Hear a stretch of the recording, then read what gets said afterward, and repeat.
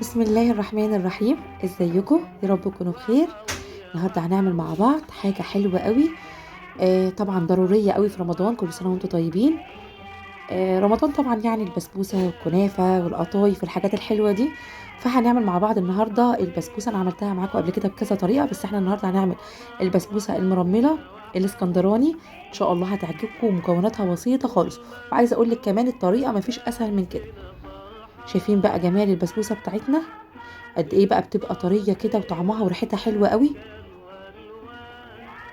بصوا بقى سخنه كده، وانا ما استبرتش عليها خالص لما تبرد. هتشوفوا معايا بقى دلوقتي قد ايه كده طريه، وكان طعمها حلو قوي. ان شاء الله متاكده لما تجربوا الطريقه بتاعتنا دي هتعتمدوها عندكم، وهتبقى اساسيه بعد كده لما تحبوا تعملوا البسبوسه. انا قلت لكم انا عاملاها معاكم كذا مره، كلهم بجد حلوين، بس دي مختلفه شويه. بصوا بقى الجمال. بصوا بقى قد ايه طريه حلوه قوي قوي. كل ما تسيبيها تبرد كل ما هتبقى متماسكه شويه. يلا بينا نسمي بسم الله ونشوف مكوناتنا. عندي نص كيلو من دقيق البسبوسه.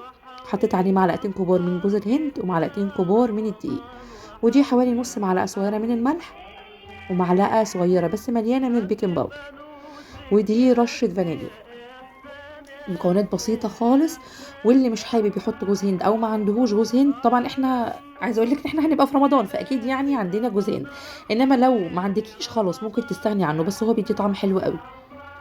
هنقلب بقى المكونات بتاعتنا كويس قوي، ويلا نجهز الكراميل. حطيت كوبايه من السكر على النار وسبتها كده لحد ما اتكرملت وبقى لونها حلو كده. نزلت عليها هنا بقى بكوبايه الا ربع من السمنه. هنقلب كده، وده بيبقى الشكل متقليش خالص، هتلاقي الكراميل فاصل عن السمنه، ده طبيعي يعني. بعدين عندي كوبايه من اللبن، واول ما بننزل باللبن هنوطي النار وهنشوف دلوقتي. بصوا بقى الكراميل اللي بقى عامل ازاي.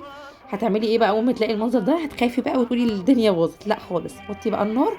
افضلي بقى قلبي كده واحده واحده لحد ما الكراميل كده السكر ده يدوب كده معاكي خالص، ويبقى شكل الكراميل اللي احنا عارفينه دوت اللي احنا هنشوفه دلوقتي. ده هيبقى الشكل اللي احنا عايزينه.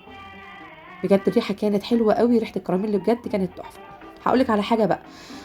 هتروحي بقى عند الدقيق بتاع البسبوسه وتحطي بقى الكراميل بتاعك، بس هقولك برضو ما تحطيش الكراميل وهو سخن. سيبيه يبقى دافي، ما تنزليش بالكراميل وهو سخن، عشان هيخلي البسبوسه بتاعتك كده ناشفه وبتشد منك ومش حلو. فزي ما قلت لك سيبيها تبقى الخليط بتاع الكراميل دافي، وانزلي بيه بقى على الدقيق. وبعدين برضو ما تقلبيش كتير، احنا بنعمل كده زي ما انتم شايفين من تحت لفوق كده، عشان ما يبقاش فيه جزء كده من الدقيق ما جاش عليه الكراميل. امشي معايا كده واحده واحده على الطريقه، وهتاكلي احلى بسبوسه في الدنيا.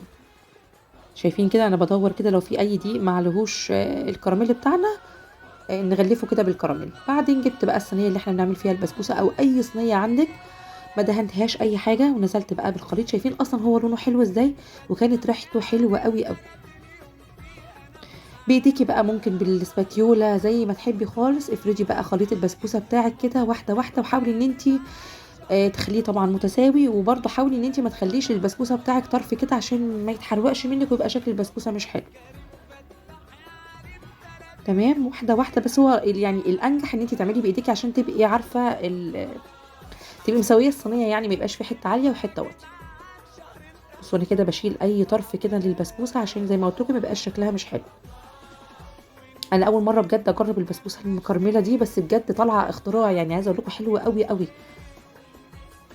انا اول مره بعملها معاكم، بس بجد تحفه يعني. شايفين الجمال؟ لونها عاجبني قوي بصراحه، لونها حلو قوي. وما بتدهنيش ايدك بقى ميه ولا اي حاجه، زي ما هي كده وافرجيها في الصينيه. للوش بقى لو حابه تحطي، انا حاطه سوداني الصغير ده حلو قوي، وطعمه بيبقى حلو قوي على فكره. عندك بقى بندق، عندك لوز، عندك الحاجات الحلوه دي ممكن تحطي براحتك خالص. وممكن لو ما عندكيش حتى السوداني ممكن تسيبيها ساده، بتبقى حلوه قوي برضه.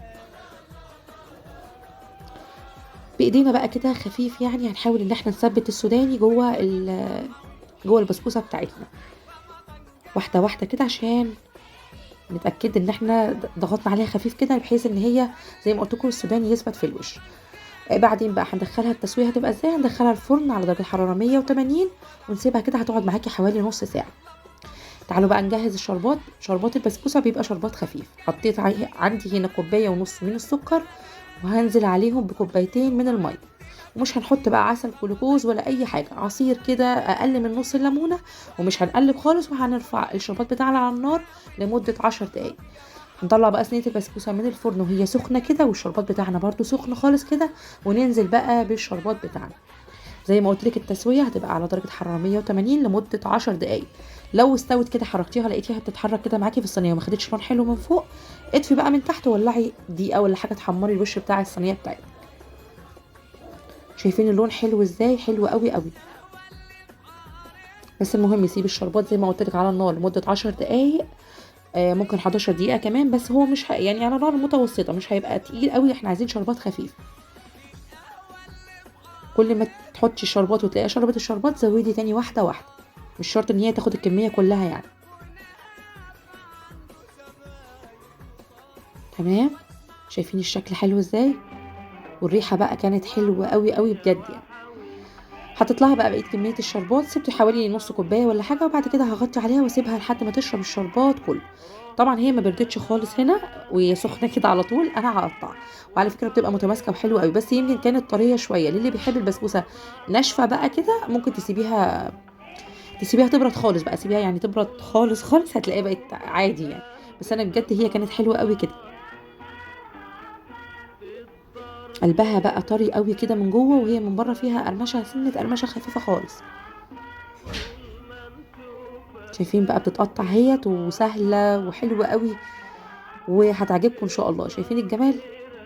اول مره اعمل بسبوسه بجد وتطلع فظيعه كده بجد، حلوه قوي. جربتها بكذا طريقه بس الطريقه دي مختلفه يعني كتير يعني. ان شاء الله لما تجربوها هتعجبكم وهتعتمدوا الطريقه عندكم. وزي ما قلت لكم طالما رمضان عندنا كنافه، بسبوسه، قطايف، الحاجات الثابته دي اللي احنا لازم بنعملها.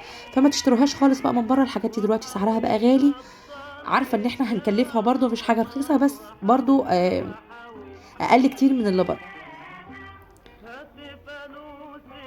تقدري بقى تحطي حته تحطي بقى سمنه بلدي، تحطي حته قشطه كده على الوش، هتبقى حلوه قوي يعني. ممكن بعد ما تطلعيها من الفرن كده ترشي برضو معلقه سمنه كده على الوش، هتبقى حلوه قوي ان شاء الله. شايفين الجمال؟ انا فرحانه بيها قوي بجد يعني، اول مره اعملها وتطلع تحفه كده. لا مش اول مره اعملها يعني، اول مره اجرب الطريقه دي وتطلع حلوه قوي كده، بس كذا مره عملتها قبل كده الحمد لله برضو كانوا ناجحين. اتمنى النهارده الفيديو يكون عجبكم. لو عجبكم يا ريت ما تنسوش اللايك والاشتراك للقناه وتفعيل الجرس على الكل. وعايزه اقول لكم المره التانية كل سنه وانتم طيبين. وبس كده، جربوا البسبوسه بتاعتنا النهارده وقولوا لي رايكم في التعليقات، وبالله عليكم ما تنسوش اللايك. وبس كده، شكرا ليكم.